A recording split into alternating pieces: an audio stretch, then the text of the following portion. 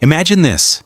It's a rain-slicked Tuesday morning in April 2025, and the emergency room at St. Anthony Hospital in Oklahoma City is a whirlwind of controlled chaos. Sirens wail outside as paramedics rush in a heart attack victim.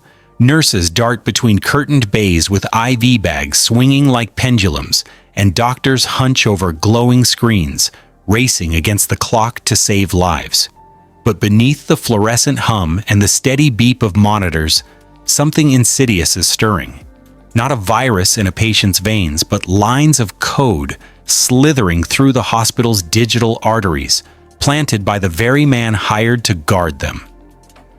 This isn't the plot of some late-night thriller. It's the real-life betrayal that gripped Oklahoma and sent shockwaves through the $100 billion cybersecurity world. Meet Jeffrey Bowie, the silver-tongued CEO of Veritaco, a boutique firm in nearby Edmond promising to be the unbreakable shield against hackers. At 48, with a LinkedIn profile boasting TEDx talks on fortifying the future and a wardrobe of crisp button-downs that screamed trustworthiness, Bowie was the guy hospitals turned to when ransomware nightmares kept IT directors up at night. Little did they know, he was about to become their worst one. St. Anthony Hospital wasn't just any medical center. It was a lifeline for over 500,000 Oklahomans, from oil field workers nursing busted backs to families battling everything from flu seasons to full-blown pandemics. In early 2025, as cyber threats to healthcare surged, remember those brutal attacks on Change Healthcare earlier that year that left pharmacies nationwide scrambling? The hospital's board was sweating bullets. Their outdated systems, a patchwork of legacy software and underfunded firewalls, had already dodged a few close calls, phishing emails that nearly unlocked the floodgates, suspicious logins from overseas IPS that vanished like ghosts. Desperate for peace of mind, they issued an RFP for a penetration test, a simulated hack to expose weaknesses before the real wolves came knocking. Enter Veritaco. Bowie's pitch deck was a masterpiece. Sleek slides with red-flagged vulnerabilities from hypothetical breaches, testimonials from mid-sized clinics singing his praises, and a price tag that seemed too good to be true at just $50,000 for a full audit.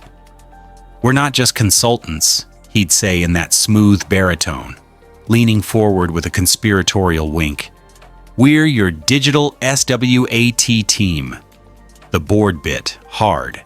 Signed on March 28th, with Bowie himself leading the assessment team.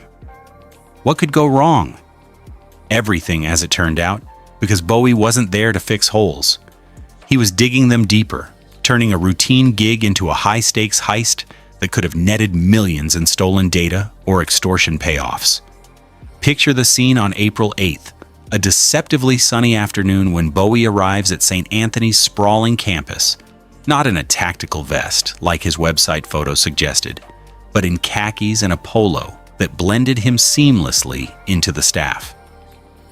He'd charmed his way through the vetting process weeks earlier, flashing credentials that checked every box: certified ethical hacker badge, a decade at a Fortune 500 firm, even a podcast episode where he railed against insider threats with the fervor of a preacher. Armed with a non-disclosure agreement thicker than a medical chart and a USB drive disguised as a branded thumb drive, engraved with Veritaco's logo no less, he was granted white hat access, escorted tours of server rooms, interviews with overworked IT staff, and, crucially, unsupervised time at employee workstations under the guise of live demos.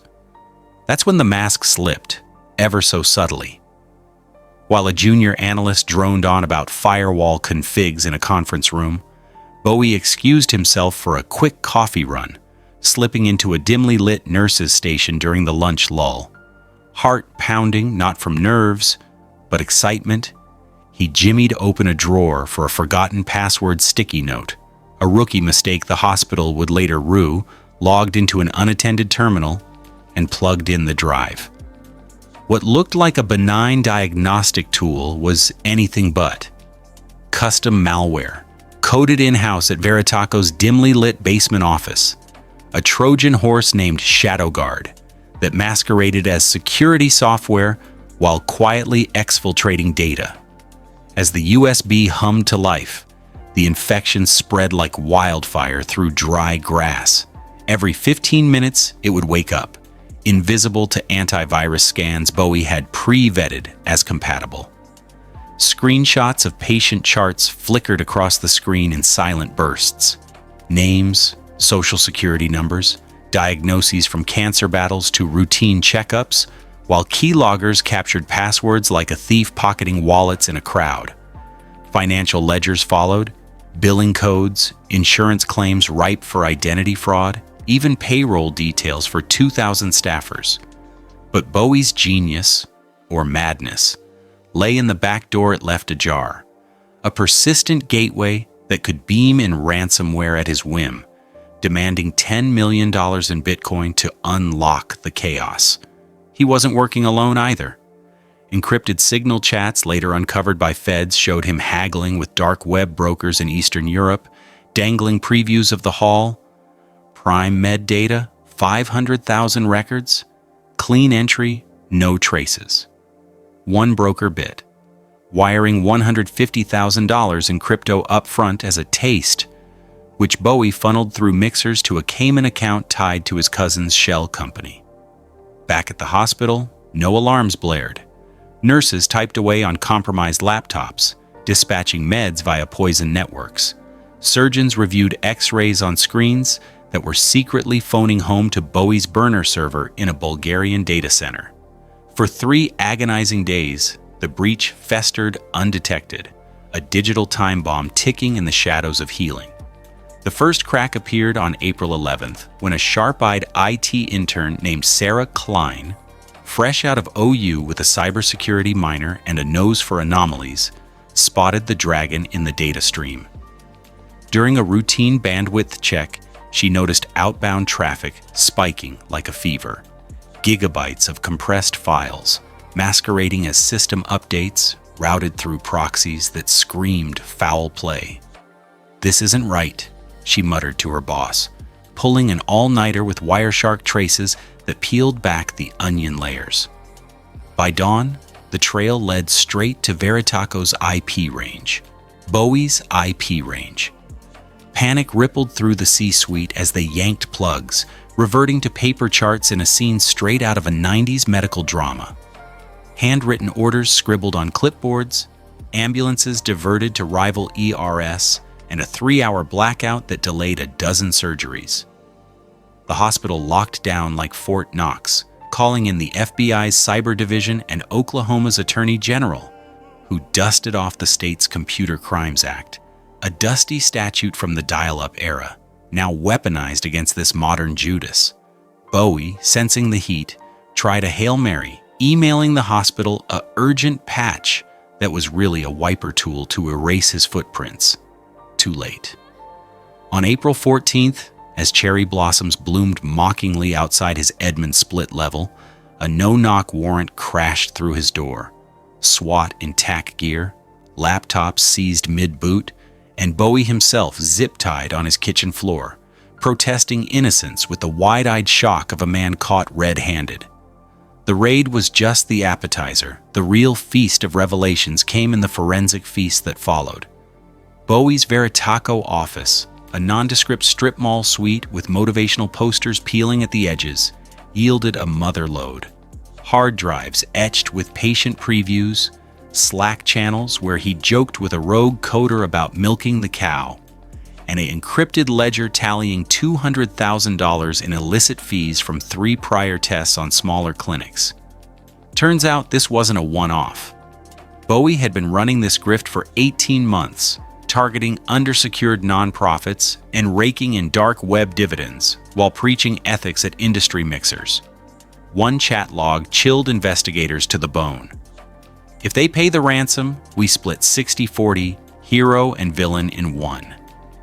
Facing 2 felony counts of unauthorized computer access, plus wire fraud and conspiracy, Bowie posted $5 million bail 2 days later, holing up in a gated community with lawyers circling like vultures. But the damage? Incalculable. St. Anthony footed a $2 million cleanup bill, notified 500,000 patients in a mass mail nightmare that tanked trust. Lawsuits piled up faster than IV fluids, alleging negligence for hiring the wolf. And the human toll? A diabetic grandma's identity swiped for fraudulent loans. A cancer patient's records shopped online, her privacy shredded for sport. As November 2025 rolls around, with Bowie's trial looming like a storm cloud over Oklahoma courtrooms, the Veritaco saga isn't just a cautionary tale. It's a siren blaring through every boardroom and bedroom in America. How do you vet the vetters when the foxes guard the henhouse?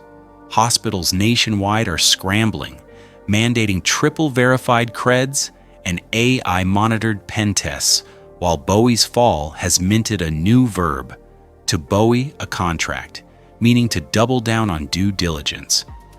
Victims' voices echo loudest. Sarah Klein, now a whistleblower celeb, tours podcasts warning trust but verify every bite. And Bowie, holed up, penning a memoir no one wants, his empire reduced to a cautionary Wikipedia stub. But whispers persist. Accomplices at large? A sequel hack in the works? Stick around, because in the endless cyber arms race, today's guardian could be tomorrow's ghost in the machine.